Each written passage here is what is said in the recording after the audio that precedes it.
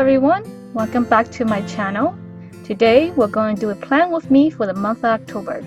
I love Halloween. It's one of my favorite holidays of the years. Actually, it's my most favorite holiday of the year, so I'm really excited to do the cover page of the month of October. First, what I did was sketch this art here on the computer first so that I would get the line art that I wanted. And then I printed it out, and now I'm sketching it on top of a graphite paper.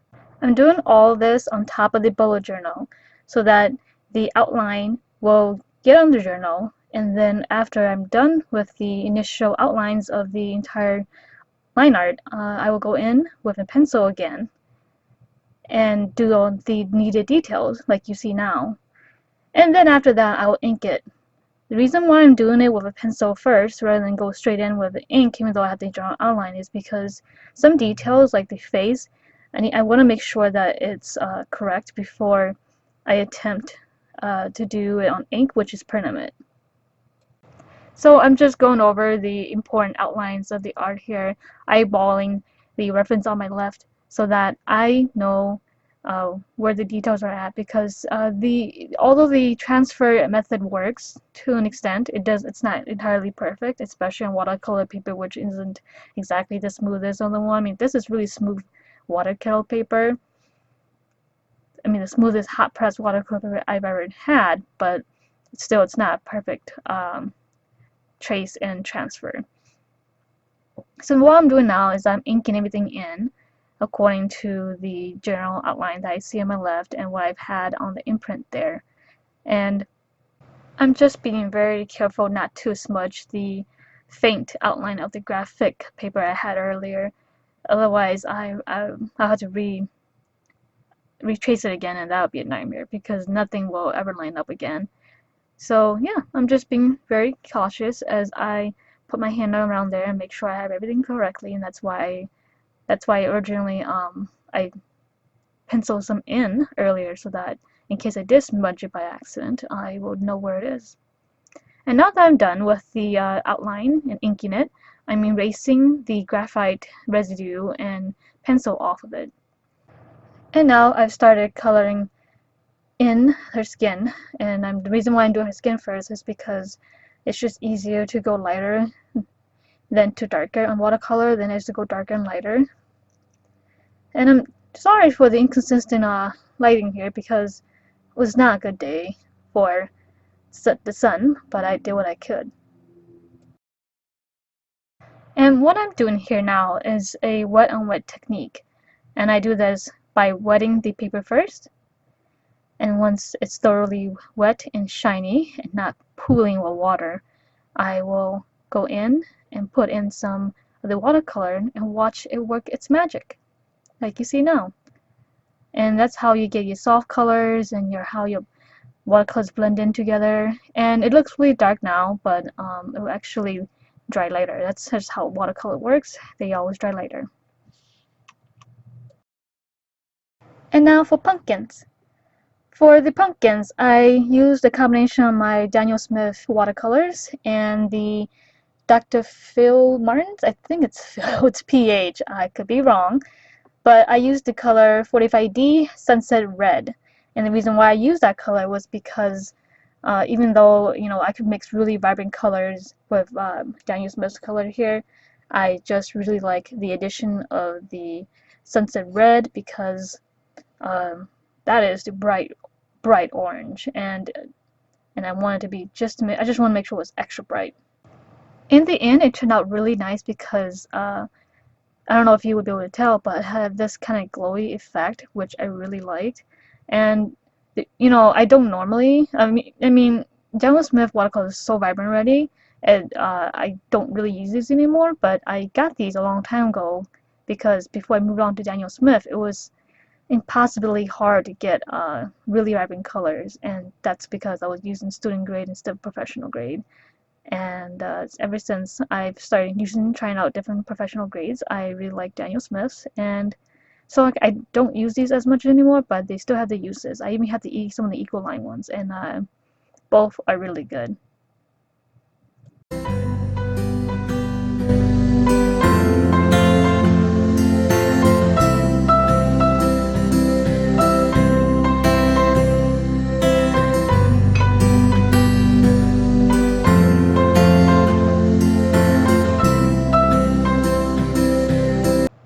shadow on the girl turned out pretty alright, I guess. I'm not sure if I was really loving it or did not like it, but it was okay. I mean, it made it work in the end.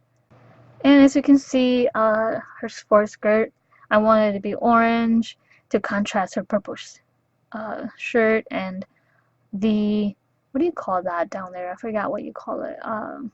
The ruffles.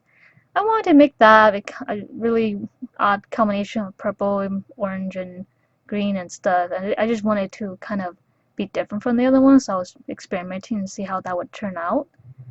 And then I decided that I needed to make the pumpkins a little more orange, and also because given the lighting is kind of, it would make sense to put the shadows in the front. And you know what? It turned out pretty nice in the end because it made the eyes even more glowy.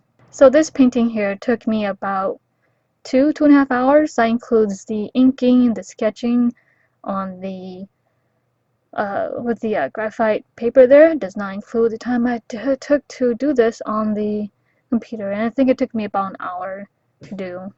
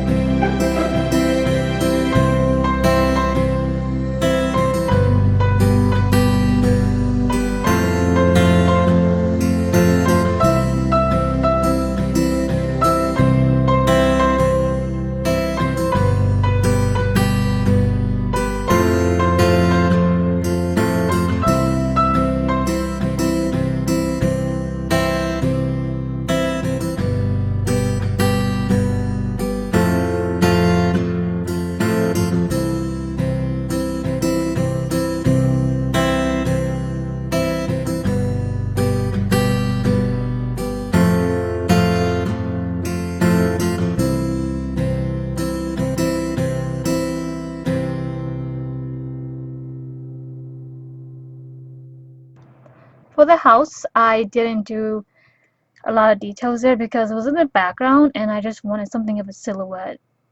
And I liked the way it turned out. It was really pretty. And it did what I intended to do. The original drawing of the house was a little less slanted. It's just the original drawing of the haunted house was less slanted. It's just that when I went to transfer the original image, it didn't get quite transferred down. Then when I eyeballed it, I must have eyeballed it too slanted or something. So it's a little slanted, but it's not a big deal. Still look good in the end, right? And then I'm making and darkening the pumpkins again just a little more, just to add a bit more drama. And I really liked how it turned out.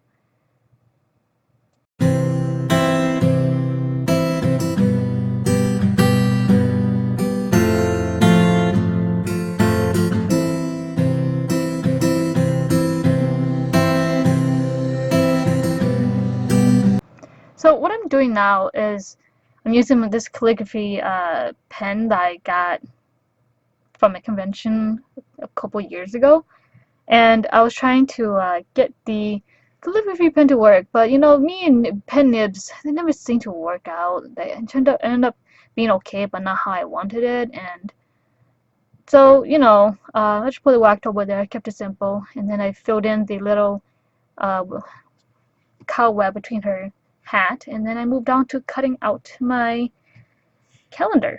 And I didn't draw it in just because I am too much of a perfectionist. I would spend ages trying to make the lines perfect, and you will be watching me trying to make the lines perfect for an hour. So instead of that, instead of, you know, drawing the lines and making everything perfect and then making this a lot more complicated than it should be, I just made the calendar on an Excel sheet, put in the font that I wanted, and then what I did next here is figure out where these extra spaces of the boxes are at that doesn't take up the space, if that makes any sense. You see what I mean in a minute, and you see me measuring stuff up there, and I thought it'd be nice to put a little gradient thing down on the notes section. It worked out. I was off by one box, or one 5 milliliter box, so that's fine. You live and learn, and you know, it turned out great. So I guess I don't really care. I try not to care so much. It's just the perfectionist in me wants to do more, but I was running out of time, and this was taking too long, and so you know, I just try to make this the best I can. And here, you know, this one, the pumpkins and the witch hat, I didn't really draw them beforehand. I just painted them straight on, and how I did that was, you know, pumpkins are easy. They're just round, so you just make something of a rounded, not too circle, but more of an oval rounded thing, and you just paint into the shadows, and there you go, there's a pumpkin. Same thing with the witch hat. You just kind of figure out the shape that you want, and then you paint it in. Sounds easy, and there it is. I'm just so used to you know, I'm help study your artist, and you've been doing this long enough that you kind of know what you want to do. But if you want to know more about how I kind of do that, let me know. And then I went back to the front page, and I realized I forgot to ground the house. So of course I went in and put that in. And then this is printed on a transparent sticker paper. That's where I put it in, and I put that in, and yeah, turned out really pretty. I like it. That's it for my plan with me. I did not do a weekly spread just because my routine's the same. Every day I wake up, I go to work, I come home, I eat dinner, and then I go in, sit down, and write my novel every night. So it doesn't make sense for me to write that down monotonously for like 4 weeks. But otherwise, I hope you enjoyed this video, and I hope to see you next time. Thank you.